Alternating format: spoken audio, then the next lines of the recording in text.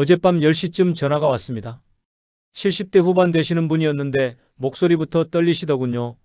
환율이 또 올랐다는 뉴스를 보고 잠을 못 주무시겠다는 겁니다. 그분은 서울 외곽에 5억짜리 아파트 한 채를 갖고 계셨어요. 대출도 없고 평생 성실하게 사신 분입니다. 겉으로 보면 정말 안정된 구조였죠. 그런데 전화를 하신 이유가 따로 있었습니다. 최근에 남편이 쓰러지셨대요. 재활치료비로 목돈이 필요한데 예금은 1,000만 원 정도밖에 없고 결국 집을 팔아야 할 것 같다는 겁니다. 문제는 중개사무소에서 요즘 같은 시기에는 손님이 거의 안 온다고 하더랍니다. 가격을 낮춰도 볼 사람이 없다고요. 그분이 제게 이렇게 물으셨습니다. 집은 분명히 5억인데 아무도 안 사면 이게 도대체 무슨 소용이냐고요. 이 이야기를 들으면서 가슴이 먹먹했습니다. 평생 집 한 채 마련하려고 아끼고 모으셨는데 정작 돈이 필요할 때 그 집이 돈으로 바뀌지 않는 겁니다. 이게 바로 환율 1,500원 시대에 우리 시니어분들이 마주하는 진짜 위험입니다. 환율이 1,500원을 넘어가는 순간 여러분 집이 여러분을 지켜주던 공간에서 여러분을 옥죄는 짐으로 바뀔 수 있습니다. 지금 뉴스에서 떠드는 집값 폭락 이야기보다 더 무서운 건 내가 꼭 팔아야 할 때 집이 안 팔리는 상황입니다. 며칠 전에 만난 또 다른 분은 이런 말씀을 하셨어요. 집값이 떨어지는 건 참을 수 있는데 거래 자체가 멈추는 건 정말 무섭다고요. 많은 사람들이 위기다, 폭락이다, 나라가 위험하다 이런 말로 겁만 줍니다. 그런데 정작 우리 시니어 입장에서 정말 위험한 5가지 징후는 따로 있습니다. 저는 정민호라고 합니다. 30년간 노후 자산과 환율 변동을 연구해 온 자산관리 박사입니다. 수많은 시니어분들의 상담을 해오면서 환율이 오를 때마다 반복되는 패턴을 봐왔습니다. 환율이 1,500원 선에 가까워질수록 어떤 일들이 벌어지는지 말씀드리겠습니다. 첫째, 은행이 어떻게 달라지는지입니다. 대출 문턱이 갑자기 높아집니다. 몇 년 전에는 문제없이 받을 수 있었던 조건인데 갑자기 소득 증빙을 더 가져오라, 한도는 줄이겠다, 이자율은 올리겠다는 이야기를 듣게 됩니다. 69세 되시는 분이 수술비 때문에 집담보로 소액 대출 받으려다가 거절당하고 결국 자식들한테 손 벌려야 했던 일이 실제로 있었습니다. 둘째, 집을 사고 파는 거래가 어떻게 얼어붙는지입니다. 가격보다 먼저 멈추는 게 거래량이에요. 팔 사람은 있는데 살 사람이 사라지는 겁니다. 72세 되시는 분은 허리 수술비 때문에 집을 내놨는데 2달 넘게 손님이 한 명도 안 왔습니다. 결국 마음이 급해져서 처음 생각했던 것보다 훨씬 낮은 가격에 넘겨야 했어요. 셋째, 집 한 채에 자산이 몰려있을 때 어떤 일이 벌어지는지입니다. 전 재산 4억 중에 3억이 집에 묶여있고 나머지 1억만 예금에 있는 분이 계셨어요. 남편 재활 비용으로 그 1억을 다 쓰고 나서야 할 수 없이 집을 헐값에 정리해야 했습니다. 숫자로는 부자인데 실제로는 쓸 돈이 없는 상황이 된 거죠. 넷째, 금과 달러 이야기가 왜 갑자기 쏟아지는지입니다. 불안한 마음에 예금 대부분을 한 번에 달러로 바꿨다가 환율이 잠시 안정되면서 원금과 수수료 손해를 보고 다시 되돌리는 분들이 있습니다. 돈도 잃고 스트레스도 받고 이중으로 고생하시는 겁니다. 다섯째, 이 틈을 타 노후 자산을 노리는 유혹과 사기가 어떻게 달라지는지입니다. 고수익 보장, 원금 보장, 정부와 연관되어 있다는 말이 동시에 나오면 일단 의심부터 하셔야 합니다. 71세 되시는 분은 지인 소개로 큰돈을 맡겼다가 평생 모은 노후 자금 상당 부분을 되찾지 못했습니다. 오늘 이 5가지를 우리 시니어 눈높이에 맞춰 아주 쉽게 풀어드리겠습니다. 여러분을 불안하게 만들려고 하는 영상이 아닙니다. 환율 뉴스가 나와도 내 집과 내 자산을 어떻게 지킬지 구체적인 기준을 드리려는 영상입니다. 집값이 얼마냐보다 중요한 건 필요할 때 이 집이 돈으로 바뀌느냐입니다. 이게 진짜 노후의 생명줄입니다. 요즘 환율 뉴스 볼 때마다 괜히 가슴이 철렁하셨던 분 계시면 댓글로 솔직한 마음 한 줄만 남겨주시겠어요? 얼마 전에 제가 상담을 했던 분 이야기를 먼저 들려드리겠습니다. 경기도에 사시는 73세 김정자님입니다. 남편은 5년 전에 돌아가셨고 혼자 사십니다. 서울 외곽에 오래된 아파트 한 채를 갖고 계시고 대출은 없어요. 시세로는 한 5억 정도 되는 집입니다. 김정자님은 평생 남편과 함께 아껴서 모았습니다. 자식들 대학 보내고 결혼 자금도 보태주고 그래도 집 한 채는 남겨야 한다는 마음으로 악착같이 지키셨어요. 지금 당장 먹고 사는 건 국민연금과 적금 이자로 그럭저럭 괜찮다고 하셨습니다. 그런데 요즘 환율이 어쩌고 집값이 어쩌고 하는 뉴스만 나오면 밤에 잠이 안 온다는 겁니다. 제가 여쭤봤습니다. 혹시 집값 떨어질까봐 그러시냐고요? 그랬더니 고개를 저으시면서 이렇게 말씀하시더군요. 집값은 오르든 떨어지든 여기서 계속 살 거라 크게 신경 안 쓴다고요. 평생 살던 곳이고 이웃들도 다 아는 사이인데 지금 와서 어디 가서 새로 시작하겠냐고요. 그럼 뭐가 그렇게 불안하시냐고 다시 물었습니다. 김정자님은 한참을 말씀 못하시다가 눈물을 글썽이시면서 속마음을 털어놓으셨습니다. 나중에 본인이 쓰러지면 어떡하냐는 거였어요. 요양원 들어가려면 목돈이 필요한데 예금은 몇 천만 원밖에 없다고요. 결국 이 집을 팔아야 하는데 그때 가서 이 집을 사겠다는 사람이 없으면 어떡하냐는 겁니다. 김정자님은 지난달에 중개사무소에 한번 가보셨대요. 요즘 시장 분위기가 어떤지 궁금해서요. 그랬더니 중개사가 이런 이야기를 하더랍니다. 요즘 같은 때는 손님이 거의 안 온다고, 집을 내놔도 볼 사람이 없다고, 급하시면 가격을 많이 낮춰야 한다고요. 그 말을 듣고 집에 돌아오시는데 다리에 힘이 풀리더랍니다. 집은 분명히 5억인데 막상 필요할 때 사는 사람이 없으면 그게 무슨 소용이냐는 거죠. 5억이라는 숫자는 장롱 속에 있는 옷가지처럼 그냥 거기 있을 뿐이고 실제로 쓸 수 있는 돈은 통장에 있는 몇 천만 원뿐이라는 생각이 들었대요. 그러니까 밤에 잠이 안 오는 겁니다.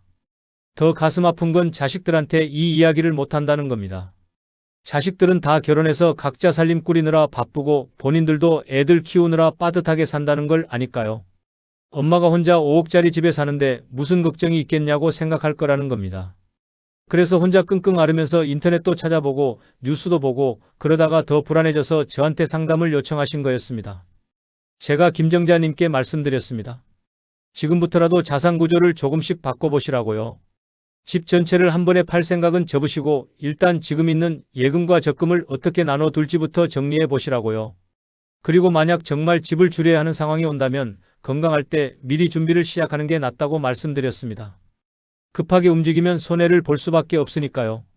김정자님은 고개를 끄덕이시면서 그동안 막연하게만 불안했는데 이제 조금 길이 보이는 것 같다고 하셨습니다. 당장 오늘 집에 가서 종이 한 장 꺼내서 내 자산을 다 적어보겠다고 하셨어요. 그리고 다음 주에 아들한테 한번 솔직하게 이야기해 보겠다고도 하셨습니다. 이 이야기를 끝까지 들어야 전체 흐름을 알 수 있습니다. 집값이 얼마냐보다 필요할 때 이 집이 돈으로 바뀌느냐가 진짜 노후의 생명줄이라는 걸 저는 시니어분들 상담을 하면서 수없이 느꼈습니다. 여러분도 김정자님처럼 혼자 끙끙 앓고 계시지는 않으신가요? 여러분 혹시 아직 구독과 좋아요를 누르지 않으셨다면 지금 바로 눌러주세요. 이 채널은 여러분의 건강한 노후를 진심으로 응원합니다. 오늘 이 영상에서 말씀드릴 내용은 여러분의 자산관리 방식을 완전히 바꿀 수 있는 중요한 지혜입니다. 끝까지 보시면 왜 지금 당장 내 자산 구조를 점검해야 하는지 분명하게 깨닫게 되실 겁니다. 끝까지 보지 않으시면 가장 중요한 실천법을 놓치게 됩니다. 뒤에 나올 5가지 징후와 구체적인 대응 방법을 모르시면 지금까지의 걱정이 계속 반복될 수밖에 없어요. 마지막까지 함께 해주시면 김정자님처럼 여러분도 길이 보이기 시작할 겁니다. 이제 본격적으로 환율 1,500원 구간에서 내 집을 위협하는 5가지 징후를 하나씩 짚어보겠습니다. 첫 번째 징후부터 아주 구체적으로 말씀드리겠습니다. 환율이 오르면 제일 먼저 움직이는 곳이 은행입니다.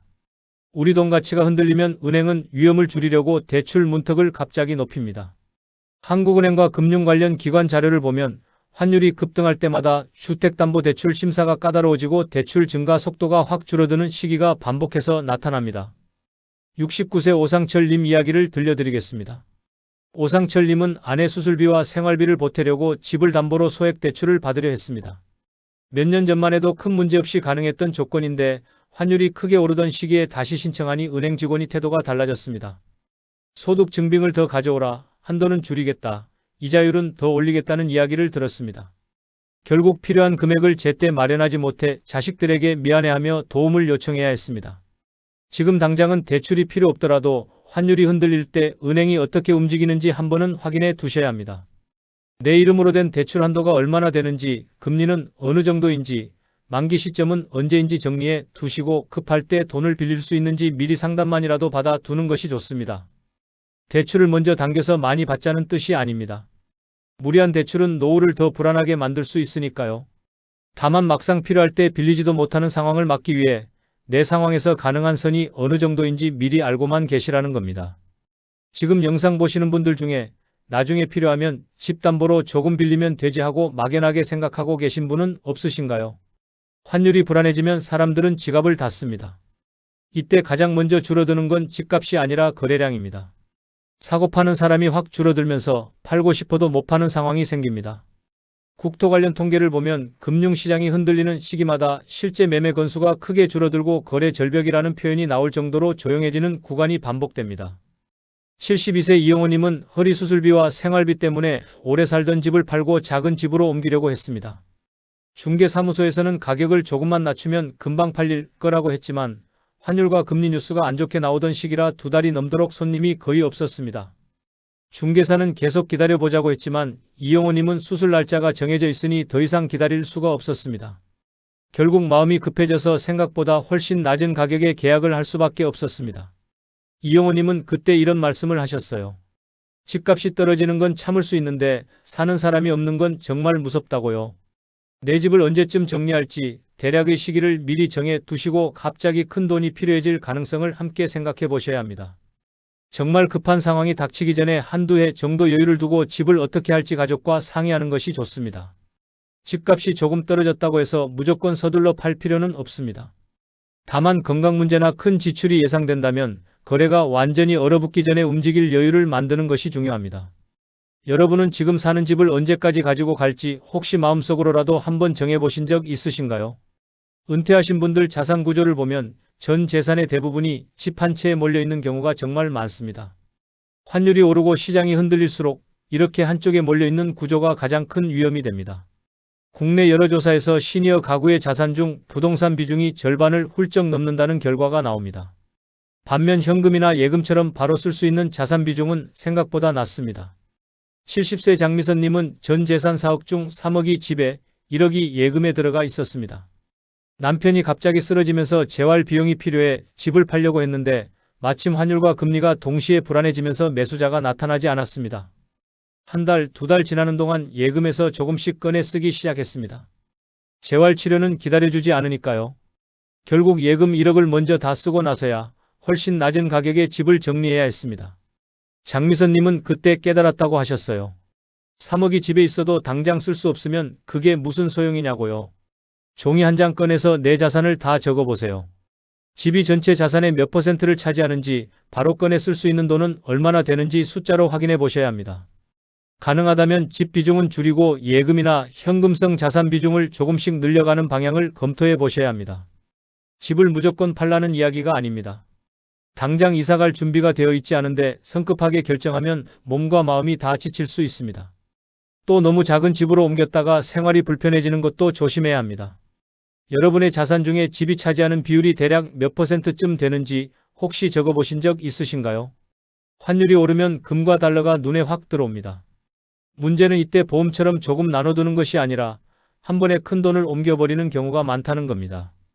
국제결제은행과 국내 금융기관 자료를 보면 금융시장이 흔들릴 때 시니어 자금이 금과 외과로 급격히 쏠리는 현상이 반복해서 나타납니다. 68세 조인성님은 환율이 오른다는 뉴스에 겁이 나서 예금 대부분을 한 번에 달러로 바꿨습니다. 은행 직원이 환전 수수료 이야기를 했지만 그때는 그냥 빨리 바꾸고 싶은 마음뿐이었대요. 그 후 환율이 잠시 안정되면서 오히려 원화 가치가 다시 올라갔고 조인성님은 원금과 수수료 손해를 보고 다시 되돌리면서 심리적으로 큰 스트레스를 받았습니다. 그때 느낀 게 환율은 오를 수도 있고 내릴 수도 있는데 본인은 마치 계속 오르기만 할 것처럼 생각했다는 거였습니다. 금과 달러는 돈을 크게 벌기 위한 도구라기보다 원화 가치가 급격히 떨어질 때를 대비한 보험이라고 생각하셔야 합니다. 전체 자산의 일부, 예를 들어 10% 안쪽에서 천천히 나눠두는 식으로 접근하는 것이 좋습니다. 지금 안 사면 늦는다. 이번 달까지만 기회다 같은 말에 마음이 흔들릴 때가 가장 위험합니다. 금과 달러 가격은 오를 수도 있고 내릴 수도 있다는 점을 늘 염두에 두셔야 합니다. 혹시 요즘 금이나 달러를 급하게 사야 할 것 같은 마음이 들었다가 스스로도 이게 맞나 헷갈려 보신 적 있으신가요? 환율이 오르고 경제 뉴스가 어지러울수록 시니어를 노리는 유혹과 사기가 더 활발해집니다. 불안한 마음을 파고들어 고수익과 마지막 기회를 앞세웁니다. 국내 금융 관련 기관 통계를 보면 중장년층과 시니어를 대상으로 한투자 사기 피해가 경제불안 시기에 함께 늘어나는 경향이 있습니다. 71세 한도윤님은 오랜 지인이 소개해준 상품에 큰돈을 맡겼습니다. 원금 보장의 높은 수익, 정보와 관련된 안전한 상품이라는 설명을 들었기 때문입니다. 지인이 소개했으니 믿어도 되겠다 싶었대요. 나중에 알고 보니 정식 금융상품이 아니었고 평생 모은 노후 자금 상당 부분을 되찾지 못했습니다. 한도윤님은 그때 후회하셨답니다. 지인이 소개했어도 자녀한테 한 번만 물어봤으면 이런 일은 없었을 거라고요. 누가 어떤 상품을 이야기하든 혼자서 결정하지 마시고 자녀나 믿을 만한 사람과 반드시 같이 들어보셔야 합니다. 제가 자산관리 박사로 살아오면서 느낀 건 여러 명이 같이 들으면 이상한 구석이 훨씬 빨리 보인다는 점입니다. 고수익 보장, 원금 보장, 정부와 연관되어 있다는 표현이 동시에 나온다면 일단 의심부터 하셔야 합니다. 문서가 있더라도 꼼꼼히 읽어보고 인터넷에서 회사와 상품 이름을 찾아보는 최소한의 확인은 반드시 해야 합니다. 여러분 주변에도 이런 투자 제안, 마지막 기회라는 말을 자주 하는 사람이 있지는 않으신가요? 이렇게 5가지 징후만 봐도 환율 1,500원이라는 숫자가 단순한 공포가 아니라 내 자산의 움직임을 제한하는 신호라는 걸 느끼실 수 있을 겁니다. 이제는 이 위험을 피하려면 구체적으로 무엇을 해야 하는지 생활 속 실천법을 조금 더 자세히 정리해 보겠습니다. 이번에는 제가 현장에서 시니어분들과 함께 써온 방법들을 정리해서 말씀드리겠습니다. 컴퓨터나 복잡한 표가 아니라 종이 한 장이면 충분합니다. 내 이름으로 된 예금, 적금, 집, 부채를 한눈에 보이게 적는 겁니다. 대충 머릿속으로만 알고 있다고 생각하면 빠지는 게 꼭 생깁니다. 숫자까지 최대한 정확하게 쓰려고 해야 내 상황이 또렷하게 보입니다. 종이 위에 크게 4칸을 나눠서 예금과 현금, 집과 땅, 주식과 펀드, 대출과 빚 이렇게 적어보세요. 각 칸마다 금액을 적고 전체 합도 적어보시면 비율이 자연스럽게 보입니다. 67세 박순덕님은 처음에 이 작업을 하면서 깜짝 놀라셨습니다. 머릿속으로는 예금이 꽤 있다고 생각했는데 막상 적어보니 전체 자산의 10%도 안 되더랍니다. 나머지는 다 집에 묶여 있었던 거죠. 그때 처음으로 자산 구조를 바꿔야겠다는 생각이 들었다고 하셨어요. 여러분은 내 이름으로 된 자산을 한 장에 다 적어본 적이 언제쯤이셨나요? 예금자 보호제도는 한 사람 기준이 아니라 은행 한 곳 기준으로 일정 금액까지를 보호해줍니다. 지금은 은행 하나당 1억 원까지 보호해주는 구조입니다. 한 은행이 망할 가능성은 낮다고 느끼실 수 있지만 제도는 제도로 활용하는 편이 안전합니다. 특정 은행 한 곳에만 너무 많이 몰아두는 것은 피하는 게 좋습니다. 예금이 1억을 넘는다면 2곳이나 3곳 은행으로 나눠서 1억씩 쪼개두는 방법을 생각해 보세요. 기존 통장을 바꾸기 번거롭다면 앞으로 추가로 넣는 돈만 다른 은행으로 옮겨도 조금씩 분산이 됩니다. 74세 김영수님은 한 은행에 1억 5천만 원이 몰려 있다는 걸 모르고 계셨습니다. 제가 말씀드리니까 그제야 걱정이 되셨는지 바로 다음 주에 다른 은행 한 곳을 더 만들어서 5천만 원을 옮기셨습니다. 그러고 나니 마음이 한결 편하다고 하셨어요. 혹시 지금 예금이 한 은행에 1억 이상 몰려 있다는 사실을 알고 계신가요? 집이 너무 크거나 관리비와 세금이 부담된다면 집 비중을 조금 줄이면서 현금과 예금 비중을 늘리는 것이 도움이 될 수 있습니다. 감정적으로 얽힌 집일수록 결정을 더 천천히 해야 합니다. 당장 이사할 집부터 먼저 알아보지 않으면 후회할 가능성이 큽니다. 지금 사는 집과 비슷한 지역에 조금 더 작은 집이나 임대주택을 한번 둘러보세요. 실제로 걸어보고 편의시설과 병원, 대중교통 등을 체크해본 후에 숫자를 비교하면 마음의 부담이 조금 줄어듭니다. 69세 최명희님은 처음에는 집을 줄인다는 생각만 해도 서운했다고 하셨습니다. 평생 일해서 마련한 집인데 나이 들어서 작은 집으로 간다는 게 받아들이기 힘들었대요. 그런데 실제로 작은 집을 몇 군데 둘러보고 나니 생각이 바뀌었답니다. 관리비도 줄고 청소도 편하고 무엇보다 현금이 생기니까 마음이 훨씬 가벼워졌다고 하셨어요. 여러분이 지금 사는 집을 줄인다고 했을 때 어떤 점이 가장 걱정되시나요? 생활의 불편함일까요? 아니면 마음의 허전함일까요? 금과 달러는 위기 때를 대비한 안전벨트라고 생각하시면 좋습니다. 전체 자산 중 몇 %까지 둘 것인지 기준을 미리 정해두면 흔들림이 줄어듭니다. 주변에서 좋다면 그때그때 따라가는 방식은 가장 위험합니다. 특히 전 재산 중 큰 비율을 한 번에 옮기는 일은 절대 피해야 합니다. 예를 들어 전체 자산 중 10% 안쪽에서만 금과 달러를 보유하겠다고 정해두는 겁니다. 그리고 환율이나 금값이 조금 움직인다고 해도 이 비율만 유지하는 쪽으로 생각을 고정해 보세요. 66세 정수진님은 환율이 오를 때마다 달러를 더 사고 싶은 마음이 들었다고 하셨습니다. 그런데 미리 10%라는 기준을 정해두셨기 때문에 그 유혹을 참을 수 있었다고 하셨어요. 나중에 환율이 다시 안정되면서 옆에서 조급하게 움직인 분들이 손해본 걸 보고 본인은 정말 잘했다고 생각하셨답니다. 여러분은 금과 달러를 사고 팔 때 미리 정해둔 비율이 있으신가요? 아니면 그때그때 기분과 뉴스에 따라 움직이시나요? 갑자기 목돈이 필요할 수 있는 일이 노후에는 더 자주 생깁니다. 이때 바로 꺼내 쓸 수 있는 통로가 여러 개일수록 마음이 편해집니다. 예금, 자녀 도움, 대출, 집 정리 같은 방법을 다 대안으로 둔다고 해도 실제로는 순서를 정해두지 않으면 막상 상황이 왔을 때 우왕좌왕하기 쉽습니다. 첫 번째는 바로 찾을 수 있는 예금, 두 번째는 며칠 안에 찾을 수 있는 금융상품, 세 번째는 정말 마지막으로 집을 줄이거나 정리하는 방법, 이렇게 단계별로 적어보시고 가족들과 미리 공유해 두시면 좋습니다. 75세 이경숙님은 지난해 남편이 갑자기 입원하셨을 때 정말 당황하셨답니다. 큰 수술비가 필요했는데 어디서부터 돈을 꺼내야 할지 머릿속이 하얘졌다고 하셨어요. 다행히 몇 달 전에 자녀들과 함께 비상자금 통로를 정리해뒀기 때문에 바로 예금에서 꺼내 쓰고 나머지는 자녀들이 도와주는 식으로 차근차근 해결할 수 있었답니다. 갑자기 3천만 원 정도가 필요해지는 상황이 온다면 여러분은 어디서부터 꺼내 쓰겠다고 마음속에 정해 두셨나요? 자녀들과 정기적으로 내 자산 상황을 공유하는 것도 중요합니다. 부모님이 어떤 자산을 갖고 계신지, 대출은 있는지, 비상시 어떻게 대응할 건지 자녀들이 알고 있어야 막상 일이 생겼을 때 빠르게 움직일 수 있습니다. 많은 시니어분들이 자식들한테 짐되기 싫어서 이런 이야기를 안 하시는데 오히려 그게 나중에 더 큰 혼란을 만듭니다. 72세 윤태식님은 자녀들한테 본인 자산 이야기를 한 번도 안 하셨답니다. 그러다가 갑자기 쓰러지셨는데 자녀들이 아버지 통장이 어느 은행에 있는지, 대출은 있는지, 보험은 어떻게 되어 있는지 하나도 몰라서 한참을 헤맸답니다. 퇴원하신 후에 윤태식님은 자녀들을 불러 모으고 처음으로 본인 자산을 다 보여주셨답니다. 그때 자녀들이 이런 이야기를 했대요. 진작 말씀해 주셨으면 더 좋았을 거라고, 이런 게 짐이 아니라 오히려 안심이 된다고요. 1년에 한 번이라도 자녀들과 함께 앉아서 종이 한 장에 적힌 내 자산을 보여주고 혹시 무슨 일이 생기면 어떻게 할 건지 이야기 나누는 시간을 가져보세요. 그게 자녀들한테는 가장 큰 효도일 수 있습니다. 여러분은 자녀들한테 내 자산 상황을 얼마나 공유하고 계신가요? 혹시 아직 한 번도 이야기 안 해보셨다면 이번 주말에 한번 시도해 보시는 건 어떨까요? 이렇게 생활 속에서 할 수 있는 실천만 잘해도 환율이 오르고 내리는 흐름에 휘둘리는 정도가 훨씬 줄어듭니다. 이제 마지막으로 오늘 이야기를 정리하면서 딱 하나만이라도 꼭 실천해 보실 수 있는 제안을 드리겠습니다. 오늘 제가 드린 이야기를 한번 정리해 보겠습니다. 많은 분들이 환율이 오르면 집값이 떨어지냐 안 떨어지냐에만 집중합니다. 이게 잘못된 상식은 아니지만 반쪽짜리 시각입니다. 진짜 중요한 건 환율이 1,500원 근처까지 갈 때 내가 원하는 시점에 내 자산을 움직일 수 있느냐입니다. 잘못 관리하면 어떤 일이 벌어지느냐. 은행 문턱은 갑자기 높아지고 내가 필요할 때 돈을 빌리지도 못하는 상황이 생깁니다. 집을 팔고 싶어도 거래가 막힐 수 있습니다. 가격보다 먼저 멈추는 게 거래량이니까요. 집 한 채에 자산이 몰려 있으면 숫자로는 부자인데 실제 생활은 계속 쪼들릴 수 있습니다. 바로 쓸 수 있는 돈이 없으니까요.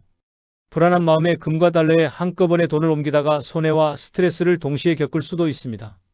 환율은 오를 수도 있고 내릴 수도 있는데 마치 계속 오르기만 할 것처럼 생각하고 움직이면 위험합니다. 여기에 고수익과 마지막 기회를 내세운 유혹까지 달라붙으면 평생 모은 돈이 한 번에 흔들리게 됩니다. 원금 보장, 고수익, 정부와 연관되어 있다는 말이 동시에 나오면 일단 의심부터 하셔야 합니다. 반대로 제대로 관리하면 어떤 효과가 있을까요? 예금과 집, 금과 달러가 적당히 나뉘어 있고 비상자금 통로가 두세 개만 준비되어 있어도 환율이 오르든 내리든 방향을 맞추려고 애쓸 필요가 없습니다. 그냥 내 구조가 튼튼하다는 사실 하나만으로도 밤에 잠이 훨씬 편안해집니다. 뉴스에서 환율이 올랐다 내렸다 해도 여러분은 흔들리지 않을 수 있습니다. 은행 한 곳에 예금이 1억 넘게 몰려 있다면 두세 곳으로 나누는 것만으로도 안전이 높아집니다. 집 비중이 너무 높다면 천천히 줄여가면서 현금 비중을 늘리는 것도 방법입니다. 금과 달러는 전체 자산의 10% 안쪽에서만 보유하겠다고 미리 기준을 정해두면 충동적인 결정을 막을 수 있습니다. 비상자금 통로를 단계별로 정리해두고 자녀들과 공유하면 막상 일이 생겼을 때 우왕좌왕하지 않을 수 있습니다. 저는 정민호 자산관리 박사이고 30년 동안 수많은 시니어분들의 자산을 옆에서 지켜보았습니다. 그 경험으로 말씀드릴 수 있는 오늘의 한 가지 실천은 아주 간단합니다. 오늘 영상 다 보시고 종이 한 장 꺼내서 내 자산을 전부 적어보시는 겁니다. 예금, 집, 주식, 펀드, 대출 전부 다 적어보시고 집이 차지하는 비율과 바로 꺼내 쓸 수 있는 돈의 비율을 눈으로 확인해 보세요. 그게 오늘 여러분이 할 수 있는 가장 중요한 첫걸음입니다. 적어놓은 종이를 보면서 혹시 한쪽에 너무 쏠려 있지는 않은지, 비상시 바로 쓸 수 있는 돈은 충분한지 스스로 점검해 보시면 됩니다. 다음 영상에서는 이렇게 적어본 자산을 가지고 연금과 생활비를 어떻게 나누고 목돈이 필요한 시기에 어떤 순서로 자산을 움직이는 것이 좋은지 좀 더 구체적인 숫자와 예시를 가지고 이어서 말씀드리겠습니다. 자산 구조를 바꾸는 건 어렵지 않습니다. 다만 먼저 내 상황을 정확히 아는 것부터 시작해야 합니다. 오늘 이야기 들으시면서 떠오른 걱정이나 궁금한 점이 있으셨다면 지금 여러분은 어떤 자산을 가장 고민하고 계신지 댓글로 꼭 한 줄 남겨주시면 좋겠습니다. 여러분의 댓글 하나하나가 다음 영상을 만드는 데 큰 도움이 됩니다. 오늘도 끝까지 들어주셔서 감사합니다.